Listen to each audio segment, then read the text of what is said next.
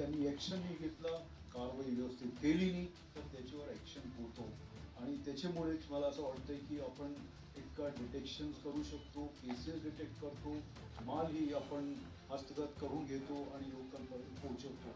100% याच्यात डिटेक्शन होत नाही, कारण हे जे लोक आहेत, जसं आपण कालच्याच तुम्ही केस बघितला असेल की जो आरोपी आहे तर त्यांनी नार्कोटिक जी MD नावाची जी ड्रग आहे राजस्थानमधून आणली, संपूर्ण मार्गावरून मध्य प्रदेशवरून त्यांनी आपले महाराष्ट्रामध्ये एंट्री केली. त्याला आपण इंटरसेप्ट करून कोराडीमध्ये पकडला. आता बघा किती मोठी चेन आहे याच्या मागे.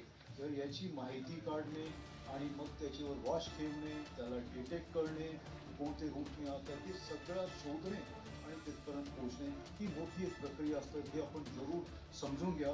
परंतु मी एक तुम्हाला गवाही देऊ शकतोय की आम्ही प्रामाणिकपणे काम करतोय आणि हे काम करताना लोकांना न्याय देण्याच्या म्हणजे दी जस्टिस स्टार्ट फ्रॉम पोलीस तेव्हापासून आपण काम करतोय अशी यांची धारणा आहे.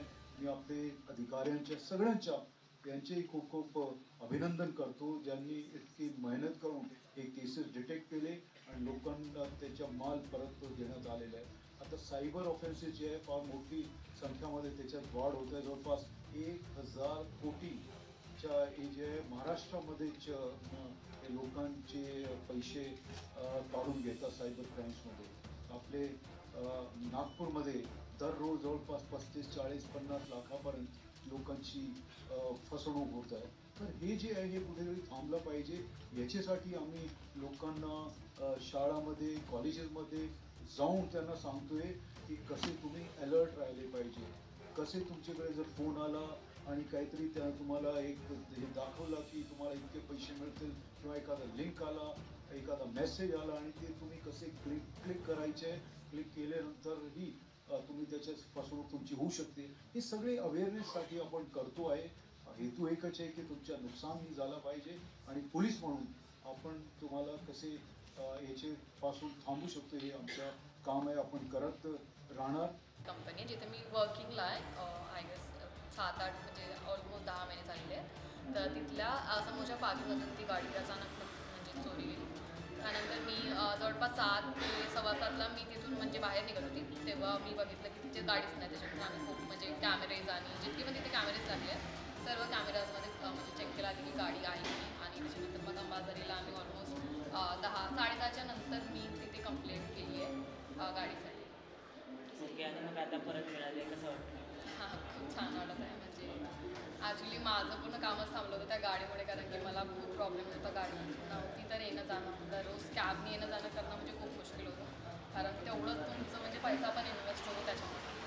तर गाडी मिळाली तर मला खूप म्हणजे खूप माझं काम जेवढं कठीण झालं होतं तेवढं पूर्ण सोपं झालं मला. माझं टेलिफोन एक्सचेंजमध्ये टायरचं एक्सक्लुझिव्ह शोरूम आहे, MRF टायरचं.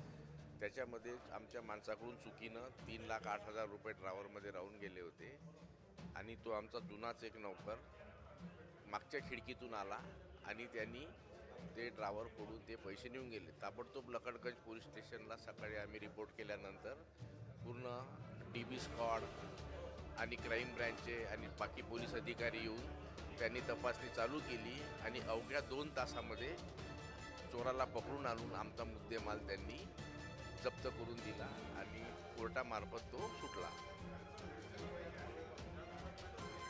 पोलीसची कारवाई अतिशय समाधानकारक होती.